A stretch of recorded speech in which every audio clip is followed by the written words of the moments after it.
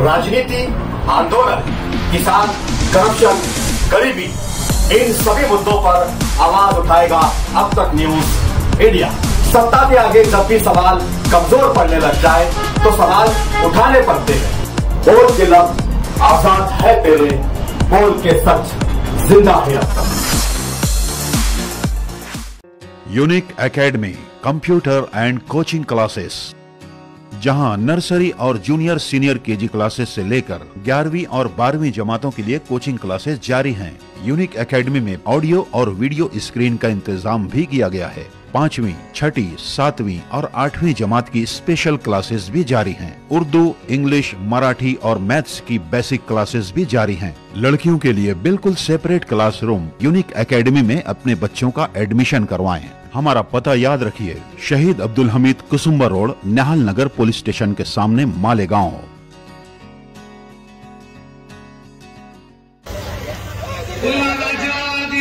छत्रपति शिवाजी महाराज की, शाहू फुले आंबेडकरांचा आज या ठिकाणी होऊ घातलेल्या विधानसभा 2004च्या 2024च्या निवडणुकीचा 12 बलुतेदारांचा हा निर्धार मेळावा या ठिकाणी संपन्न होत आहे। या प्रसंगी उपस्थित ज्यांच्या नेतृत्वामध्ये या निवडणुकीला सामोरं जाणार आहे ते आपल्या सगळ्यांचे सुपरिचित श्रीमान सन्माननीय सुनीलआबा गायकवाड, श्रीमान सन्माननीय गुलाबजी पगारे, शेखरजी दादा, सर्व सन्मान्य व्यासपीठ आणि खऱ्या अर्थाने ज्यांच्या आशीर्वादाने ही निवडणूक खऱ्या जोमामध्ये रण होणार आहे ते समोर बसलेले सर्व माझे वडीलधारी मायबाप, 12 बलुतेदारचे सहकारी, हितचिंतक, सर्व तरुण मित्र, सर्व सन्मान्य न्यूज चॅनलवाले वार्ताहर, प्रिंट मीडिया, वडीलधारी मंडळी आणि उपस्थित मित्रांनो, माझ्या एका हाकेला होकार दे, मला आशीर्वाद देण्यासाठी तुम्ही एवढ्या मोठ्या संख्येने उपस्थित राहिलात। मी तुमचे प्रथमतः आमच्या सगळ्यांच्या वतीने मनपूर्वक सहर्ष स्वागत करतो। खूप खूप आभार आणि धन्यवाद व्यक्त करतो। आभार। कोणी आयुष्यामध्ये संपत्ती कमवत असेल, कोणी पद, पैसा, सत्ता कमवत असेल, पण मी जाणकाराचा मित्रमंडळ आणि 12 बलुतेदारच्या माध्यमातून सेवाभावी कामाची तुमच्यासारख्या हजारो मायबापांचे आशीर्वाद कमवले आणि आजची ही उपस्थिती हीच माझी शक्ती आणि हीच खरी माझी श्रीमंती आहे हे सांगायला मला या ठिकाणी अभिमान वाटतो। येणाऱ्या काळामध्ये आरामाची कितीही टक्केवारीची धनशक्ती येऊ द्या, तुमची सगळ्यांची साथ आणि ही सेवाभावी सगळी उपस्थिती जर साथ राहिली तर टक्केवारीचा सत्यानाश झाल्याशिवाय राहणार नाही। पुन्हा एकदा 2004ची पुनरावृत्ती होत आरामाच्या धनशक्तीच्या विरोधात ही सेवाभावी जनशक्तीचा जय जयकार झाल्याशिवाय राहणार नाही। मी योग्यपणाने नमूद करतो, मार्केट असो, अन्य कुठलंही काही पदाचं कुठलं क्षेत्र असो, कुठल्याही पदाचा, सत्तेचा दुरुपयोग करून, दाबून धमकून दुसऱ्याच्या व्यवसायावर, धंद्यावर गदा आणले नाही, माती टाकली नाही, दुसऱ्याच्या ताट्यावर धूक ठेवली नाही आणि सर्व मलाच पाहिजे ही प्रवृत्ती कधी मी अंगी केली नाही, ही वृत्ती कधी मी जोपासली नाही। यावर पदरमोड करून करोना असेल, दुष्काळ असेल, दंगल असेल, आगग्रस्त असतील, कॅन्सर पीडित असतील, शॉक पीडित असतील, यांना पदरमोड करून शक्य होईल तितकी साथ देण्याची आणि मदत करण्याची ध्यानच बंडू काकाने ठेवलेली। ना सत्ता ना संपत्ती, बंधू काका पदरमोड करून गोर गरिबाच्या सगळ्यांच्या सगळ्यात दुःखद सुखद दंगल या सगळ्या आपत्ती पदर मोड करून बंडू काका प्रत्येकाच्या आपत्तीत अशा प्रकारचं कामकाज एवढं या ठिकाणी आपण पाहिलं. एवढं सगळं चांगलं कामकाज असताना काही शिकवलेले भाट आणि काही भडवे घाबड्या जनतेमध्ये वावड्या आणि अफवा पसरवण्याचं काम करतात. बंडू काका आमनाच पिल्लू शेठ, आमना शेठ साहेबनी जाहीर पिल्लू तर सोडायचंय, दुसरा उमेदवार पैदा व्हायला नको. मी त्या भाट्यांना आणि चमच्यांना धाड खाऊन सांगू इच्छितो,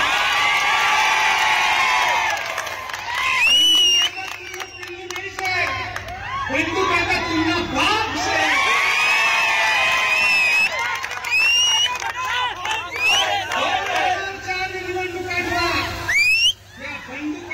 फोटो टाकी आणि तुमले ह्या दिवस यायचे तर तुम्ही या मंत्रीपद पर्यंत तुम्हाला साहेब पोषायचे. एकीकडे बाळासाहेब ठाकरेंचा फोटो, एकीकडे बंडू काकांचा फोटो, एकीकडे आदरणीय सुरेश नानांचा फोटो, एकीकडे भिकनामा शेळकेची साथ. या सगळ्यांचा आशीर्वाद तुम्हाला होता म्हणून तुम्हाला या ठिकाणी हे दिवस पाहायला मिळाले. तुम्ही ह्या वेळेला लक्षात ठेवा, आवा मी निर्धार केला आहे, मी तयारी केली, तुमची सगळ्यांची साथ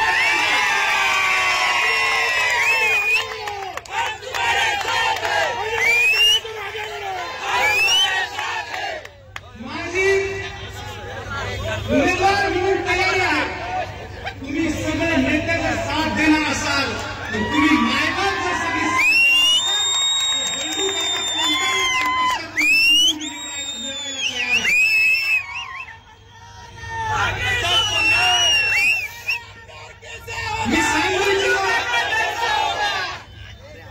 ही निवडणूक इथून मांडला आयता वेळेला उसना उमेदवार सारखी नाही, आयता वेळेला मॅनेज उमेदवार सारखी नाही. ही निवडणूक मुलीला या सगळ्या खानदानी नेत्यांच्या आशीर्वादाने 24 तास जनतेमध्ये काम करणाऱ्या, जनतेमध्ये सेवा करणाऱ्या बंडू काकाची तुमच्या बापाशी निवडणूक आहे.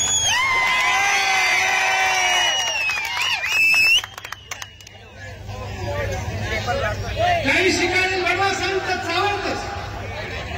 आम्ही बंडू काकाला थांबाडी घेसू, आम्ही बंडू काकाला मॅनेज करी घेसू.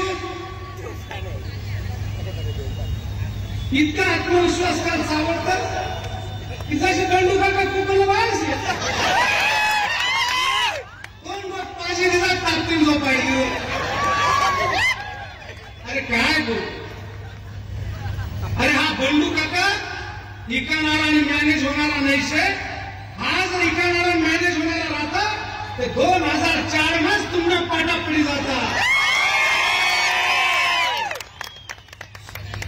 बंडू काका इकाणावर मॅनेज होणारा राहता तर ही निवडणूक मग तुम्हाला हुई सपाट पॅनल नाही होता. बंडू काका जर मॅनेज होणारा राहता. तुम्ही आव्हाने आम्ही ठरवलं होतं कुठल्याही परिस्थितीमध्ये आपल्याला बाजूला राहायचं आणि त्याच पद्धतीने एकाच वेळेला बंडू काका तुमच्या जवळ बाजूला झाला, तुम्हाला पाटा मार्केटમાં पडी गया. हा बंडू काका मॅनेज होणारा राहिला असता तर तुम्हाला 13,000 बोगस मतदान शोधी नाही काढता. हा बंडू काका मॅनेज होणारा राहता तर तुम्हाला 4,000 बोगस मतदानाच्या दोन बदल होता त्या शोधी नाही काढता. बंडू काका मॅनेज होणारा राहता तर कलेक्टर पर्यंत जाताना मुंबई हायकोर्टामध्ये त्या बोगस मतदानाविरोधात पिटिशन दाखल करतात. म्हणून तुम्हाला सगळ्या माय बापांना सांगतो, तुम्ही या कुठल्याही अफवांना बळी पडायचं नाही. ही समोरलानी रणनीती चालશે. छातीला हात लावून सांगतो, बंडू काका परिस्थितीला फाटेल છે, तुटेल છે, पण तुम्हाला जाहीर दत्त मंदिर संगमेश्वर, जाहीर वडेल चौपाटी हनुमान मंदिर, जाहीर बंधू बैरीर मंदिर, बायका पुरासनी शपथ काही मी कधी निवडणूक काढणार नाही, लढणार नाही, पण जंगल वातावरण काही शब्द मिळून तयार होईना. पुन्हा अगत शब्द मिळवणारा तुटेल आणि बाटेल बंडू काका.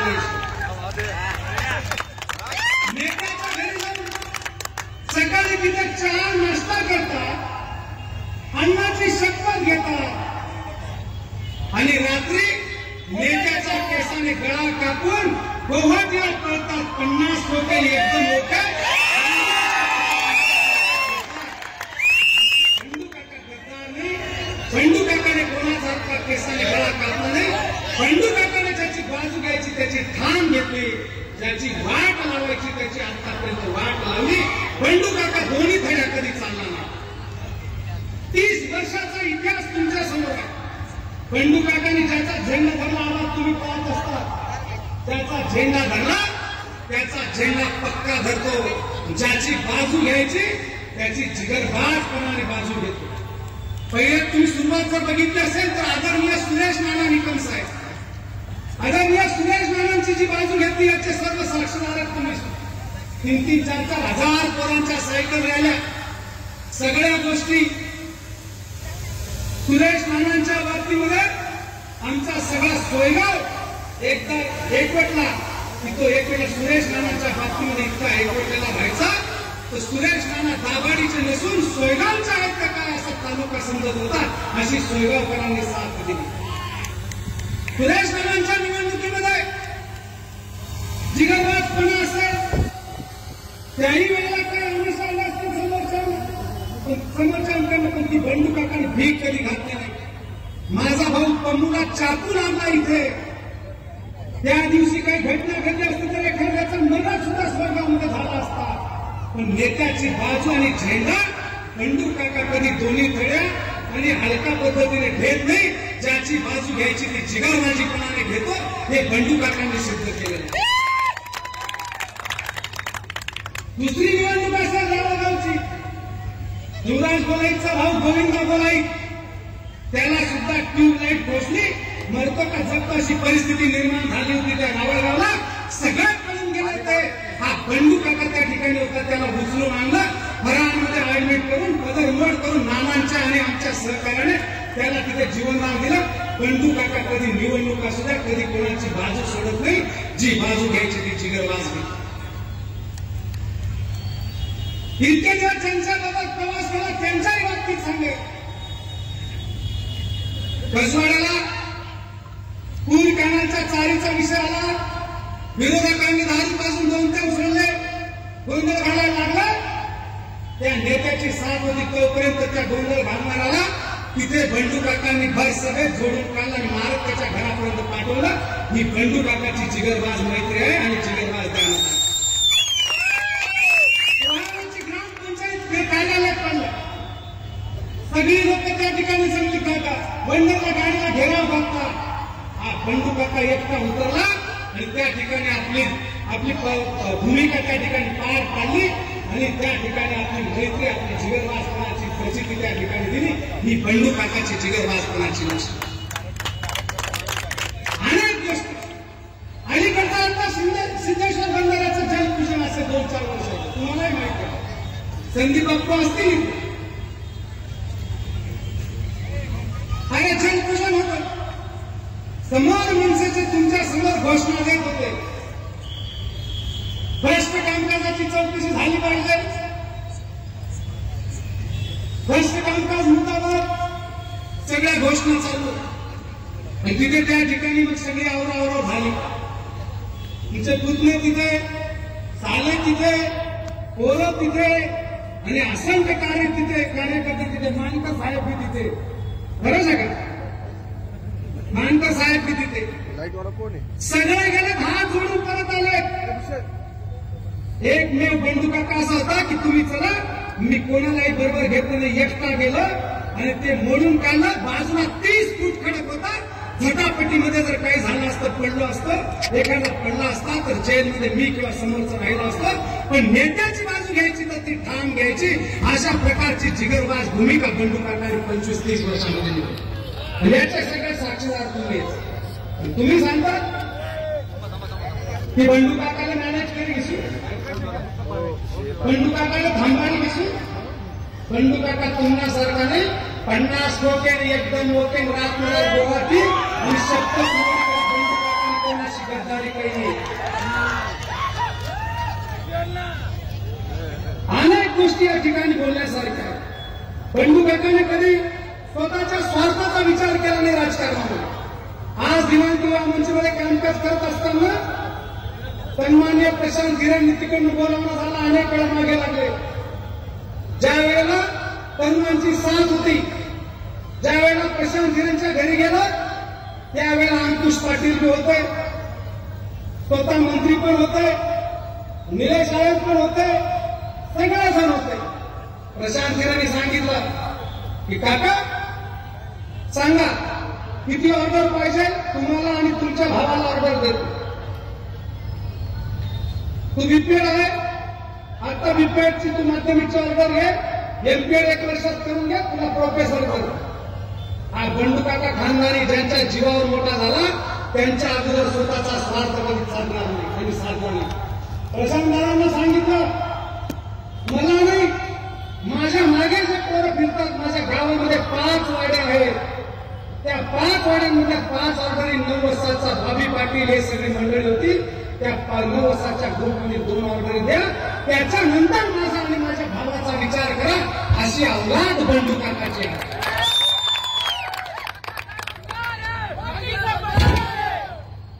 तिथे पहिले मी माझं नाव आदरणीय ज्वलंत कार्यकर्ता बाळू बाजीराव यांना अपंग कार्यकर्ते आहेत त्यांचे म्हटलं, त्यांचे भाऊ डॉक्टर संधूला तुम्ही पहिल्या ऑर्डर. दुसरी ऑर्डर मधल्या वाड्याचे सगळ्या वाड्याचा सन्मान होईल. दुसरी ऑर्डर काळचा भाचा आहे त्या वाड्याचा पुन्हा संजू त्याला ऑर्डर द्या, त्या वाड्याचा सन्मान होईल. तिसरी ऑर्डर स्वर्गीय माझ्या चुलते आणि मित्र होते पिढी बच्चा त्यांचं नाव सांगितलं. आणि वरच्या वाड्यातनं स्वर्गीय राजेंद्र परशुराम त्यांचे लहान भाऊ रवींद्र परशुरामचं नाव सांगितलं. अशा प्रकारची औलाद बंडू काकाचे स्वतःच्या घरातलं स्वतःचं नाव नाही सांगितलं. आणि आबा त्यावेळेला 9 वर्षांमधून जी कामं झाली ते 2 कामं संजय दयाराम पाटील इथे 9 वर्षाचे सगळे पोर असतील, संजय दयाराम पाटील आणि राजू शेवाळेचा भाऊ संजय शेवाळे टाकरेचा, ही बंडू काकाने त्यावेळेला लावली. जर बंडू काका स्वार्थी राहिला असता तर यांचे नाव पुढे केले नसती, भावाचं नाव पुढे केलं. म्हणून बंडू काका सारखा काम निस्वार्थाने कधी कोणाच्या जवळच्या गद्दारी करून केलं नाही. अनेक वेळा 2004ची अशीच परिस्थिती होती. 2004 भाग्यलक्ष्मीचा मेळावा, त्या मेळाव्यामध्ये प्रसाद तिकीट घेऊन आलेलो आणि कष्ट करणाऱ्या पक्षाचे भाजप सेनेचे सगळे आम्हीच होतो. सगळी मेहनत वाया वरून तिकीट घेऊन सगळा एकदम शांतता, सगळा नैराश्य आणि भाग्यलक्ष्मीचा मेळावा झाला. त्या मेळाव्यामध्ये जे भाषण केलं 8-7 हजार लोक होते, सगळी 7-8 हजार लोक रडली आणि तिथून काही निवडणुकीची चिंगारी पेटली. आणि त्या दिवशी तिथे वातावरण पेटलं आणि 2004ची कपबशीची खरी सुरुवात त्या ठिकाणी झाली. त्याच रात्रीला केवळ हिरे ते प्रसाद बापूंचे कार्यकर्ते होते. प्रसाद बापूंचे कार्यकर्ते त्यावेळेला होते. आज जे म्हणतात ना बंडू काका इकाई जाईल मॅनेज होईल, आज त्यांच्या मांडीला बसतात आदरणीय केवळाप्पा हिरे. तो मेळावा संपला, ते वातावरण पेटवलं. रात्री केवळाप्पा हिरे माझ्याकडे घरी 9 वाजेला आले, दार ठोकायला. म्हटलं आज तर मेळावा आहे, पाहिलं केवळाप्पा. म्हटलं का नाही म्हणे, बापू बी यायचे म्हणे, कुणाशी बोला ना सांग. मी म्हटलं अरे सकाळीच मेळावा आहे ना, तुम्ही बापूकडे कोणी पाहिजे काका म्हणे तुझा हे होतो टीव्ही सेंटरला. बापू तिकडे एसटीकडे थांबायचे. काय तू काही गोष्टी समजी घे, पक्षानं तिकीट काही जास्त वेळ चालणार नाही, परंतु तुला काय 2-3 ऑर्डर काय होईल ते सगळं आपण चर्चा करू. आप्पा मलाही संभाजी सारखा राजबिडा पोरगा आहे, त्या पोराच्या डोक्यावर हात ठेवून सांगेल. आणि केवळ आप्पा हिरेंनी त्यांच्या मयूरच्या डोक्यावर हात ठेवावा. मी गेट उघडलं नाही. आप्पा सांगायचे की अरे मी बामणगावने सासरवाडीचे, तुम्ही बामणगावचे, आपण नातेवाईकची चर्चा करतात. आप्पा नातेवाईक नंतर ही निवडणुकीला निकाल लागला की पुरणपोळीचं जेवण कराल तुम्ही, आपण आत्ते गेट उघडणार नाही. अशा प्रकारची जर बंडू काकांनी त्यावेळेला गद्दारी केली असती, जर बंडू काकांनी त्यावेळेला गद्दारी केली असती तर 2004लाच तुमची पट्टी पडली असती, 2004लाच तुमचा पाटा पडला असता. सगळा तालुका एकीकडे होता, फक्त 8,000चं लीड आहे. कांताराजा मित्रमंडळाची गावोगाव देवगड कळवाडीपासून माझी माणसं होती. माझी भाषणं गाजायची, चाला येताय, सासू सुखाय, माय दुखाय, आणि मायला मम्मी म्हणत नाही, मामी मम्मी म्हणा. या सगळ्या भाषणांनी तालुक्यामध्ये सगळं वातावरण फिरवलं. म्हणून समोरच्यांकडनं बी भरपूर ऑफर होत्या. अंकुश पाटील आहेत, तुम्ही सगळे ओळखतात. याचे आबा हौसला जाबा, आमचे सोयगावचे त्यावेळेचे प्रशासक याचे आबा, माझे चुलते आदरणीय राजूदादांकडे 4-5 वेळा, आडकेदादा राजूदादांकडे 4-5 वेळा संपर्क, सगळ्यांकडे आदरणीय. आमचे आजोबा अशोकांना स्वर्गीय झाले, शेलार सर अजून जिवंत आहेत. या सगळ्यांच्या माध्यमातून 40-25-30 लाख रुपये घे, तुझं भाषण, तुझं काम, तुझं जाणता माझा मित्रमंडळ थांबव, तुला 2-5 ऑर्डर देतो, त्यांचे पैसेही टिप देऊ. अशा प्रकारच्या आमिष आल्या. पण हा बंडू काका कधी विकला गेला नाही आणि कधी त्या गद्दाऱ्या केल्या नाही. म्हणून आज जे दिवस बदललेले की त्या वेळची नाही. तर 10-15 लाख रुपयांना 2,000 रुपयाचं घ्या उन्हाचा घट थोड्याच वाटते, ते 4,000 लाख रुपयाच पाठवला. आणि ही बंडू काकाची पुण्याई आहे, हे विसरू नका. आणि तुम्ही बंडू काकाला विकत दिला, 50 कोटी दिला, मॅनेज कधी घेसू, हे शोधतं करतो. हे जरा आत्मचिंतन करा. इथे देण्याची मंडळी तानाजी देशमुख वगैरे त्यावेळेला स्वर्गीय चंदन वाजले होते, त्यांची प्रसंगीरांना खंबीर साथ होती. सगळं मालेगाव तालुक्यातलं मतदान संपून गेलं. चंदन मध्ये असा वाघ होता, तो तिथे नंबर लावून 2-2-3-3 मतदान 7:30-8 वाजून गेले. तिथे मतदान ठोकत होता. कोणामध्ये दम नव्हता. या सगळ्यांनी बंडू काकाला आवाज दिला. मी तिकडे गेलो, इकडे विजयी सभा चालू झाली, मतदानाची सांगता सभा चालू झाली. तेव्हा मी त्या ठिकाणी जाऊन एकेकाला हात धरून बाहेर काढलं. मी बंडू काकाची पुण्याई, हा जिगर बंडू काकामध्ये होता. सगळं ज्ञान साक्षीला आहे. आणि अशा प्रकारची खंबीर साथ देणारा, कधी न मॅनेज होणारा, कधी न विकणारा, कधी न तुमच्या ताटात पाहणारा. अरे बंडू काका इतके समजूतदार आहे की तुम्ही दिलेले शब्द पाळले नाही. तुम्ही सांगितलं की या तालुक्याला 3 आमदार राहतील. पहिला आमदार बंडू काका, दुसरा आमदार सुरेश राणा, तिसरा आमदार मी सालदार म्हणून काम करणारा आमदार. अरे पण आता हे सालदार इतके मानदार झाले ज्यांच्या जीवावर, त्या हाराच्या आणि खानदानी कार्यकर्त्यांना सालदार आणि चहा वाटायचं काम केलं. इथपर्यंत मस्ती गेली. या प्रवीण देशला चहा वाटायला लावलं. तर हा एक जिल्हा परिषद सदस्य, त्यांनी अनेक मेळावे लढवले आणि त्याला सुद्धा ही वेळ आणली. मी जर आणलं हुशार नाही राहतो तर मला सुद्धा प्रवीण कशाच्या वाटायची देतात. मी स्वाभिमानी म्हणून मंडळावर विश्वास. आणि म्हणून अशा प्रकारची अरे तुमच्या नीतीमध्ये खोट होती, त्याच्यामुळे सुरेश राणा 1 वर्षामध्ये सोडून गेले, विक्रमाबा सोडून गेले, प्रवीण देशते सोडून गेले, चौथी सुनील आबाणी चौथाकी त्यांनी मी अनुभव दिला. तो मी 1.5 वर्षात सोडून गेला. 6 महिना मी तरी 1.5 वाढायचा, तो मी 6 महिना सोडून गेला. आणि बंडू काकांनी कधी कोणाच्या ताटात पाहिलं नाही. आपला हा जगन्नाथ तुमच्या बरोबर खंबीर साथ दिली. भावांना चाकू लागले असतील, सगळ्या पद्धतीची ज्याची साथ द्यायची त्याची खानदानी साथ दिली. ही बंडू काकाची औलाद आणि खानदान. आणि तुम्ही सांगता की बंडू काकाने मॅनेज करी घेसू तर अमुक करसू तर धमुक करसू.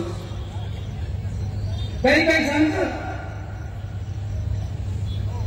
बंडू काकाला म्हणे 70 कोटीला काम दिला. समजा बळवा सांगा समजा. मी डोका ठेवायचे,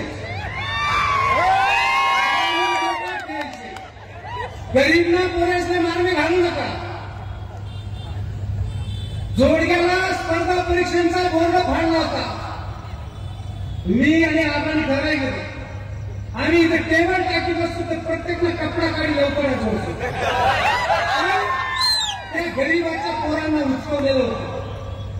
स्पर्धा परीक्षा गरीबाच्या लेकर पुढे जावे त्यांना शिकवण्यासाठी आम्ही स्पर्धा लावून तुम्ही लढा सरकार त्यांनी स्पर्धा परीक्षेचं पूर्ण पाडतो काय काम आम्ही जर ठरवतो तर त्यावेळी वाद घालतो. आज आम्ही डोक्यात बरं पडलेलं आहे. कोण प्रचार करतं हे रिपोर्ट लागलेले आहे की बंडू काकाला 50-70 कोटींना कामं दिला. नंदुरबारले धुळाले नाशिकले फॉरेस्टना कामं बंडू काकांना जवळ करायला आणि तुम्ही काय कामं दिशा तुम्हालाच भेट लागायचे तुम्हालाच वाटा असेल. बंडू काका तुम्हाला छाती लावून सांगेल की 20 वर्षामध्ये 12-13 कोटीच्या पुढे कामं केली नाही. 4 कोटीनं काम काय आपल्याकडे वाढवडी सांगून जातात. भाऊ बेटीना पैसा घरात हे जाणार नाही. मी मणिपूरला नाव धरीत प्लॉट गेलो होता लग्नासाठी. ही कमादावानी मेहरबानी कमादावानी पुण्याई की आजच्या वेळेस पैसा राहतील नाही राहणार. बाई म्हणजे सोनं घे ठेवा आणि मी पहिल्या वर्षाला सोनं मोडी टाकलं. दुसऱ्या वर्षाला आता तरी सोनं घे ठेवा. मी कमादावाला सांगलं की डाळींना फूट पंचांना पैसा तुम्ही बहिणीकडे जमा असेल. बघू ताई आता दुसरी गई तिने इच्छा असेल की या पैसा फूट पंचनामाकडे 12 लाख रुपये असेल. कारण 1 नंबर लावा मी कलकत्ता आले आणि दिल्ली करतो. 2 नंबर माल इंदोर 3 नंबर माल तिना नाव तरी तिना कारण मालेगाव फूट पंचनामा मग फूट पंचनामा सगळ्यात तिनाकडे 50 एकर जाळी होतं 10-12 लाख रुपयाने तर फूट पंचनामा. मग अशा प्रकारे तिनाकडे त्या संगणक पहिल्या वर्षी तिची मोडी टाका दुसऱ्या वर्षी तीन सांगत सोनं आणि मग त्यावेळेला सोनं न घेता कमादाराशी बैठक झाली. कमादाराने सांगितलं सोनं घेऊ नको सोनात फक्त दुप्पट पैसे होतील. तुला जर प्लॉट घेतला तर तुझ्या विचाराच्या बाहेर पैसे घेतील. ताईच्या नावाने प्लॉट घे आणि मी ते प्लॉट घेतले. काय म्हणतात बंडू काका इतका पैसा कसा खर्च करत या सगळा साहेबच दे. तुम्ही सांगता की पैसे या सगळ्या गोष्टी एकदम दिशाभूल कर. काही गोष्टी या ठिकाणी मी तुम्हाला सांगेन तर एक अफवा अशी येते बंडू काकाना भाऊ पप्पू काका आम्हाला बरोबर शे आणि आई सगळं ठराई चालू शे आणि पप्पू काका आईच्या वेळेला बंडू काका थांबी जाई किंवा अमुक होई.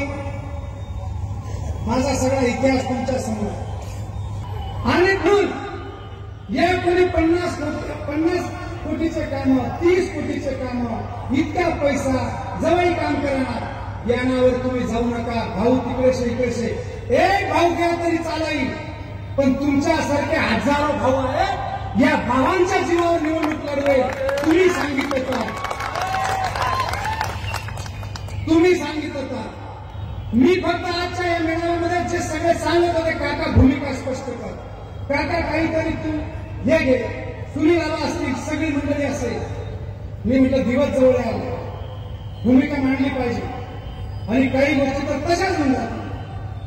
म्हणून मी आजचा हा मेळावा घेतला की माझ्यावर प्रेम करणाऱ्या बाराबंदूकदारच्या या सगळ्या सहकाऱ्यांना या नेत्यांना सांगण्यासाठी माझी बिगर लंडनची तयारी सुरू.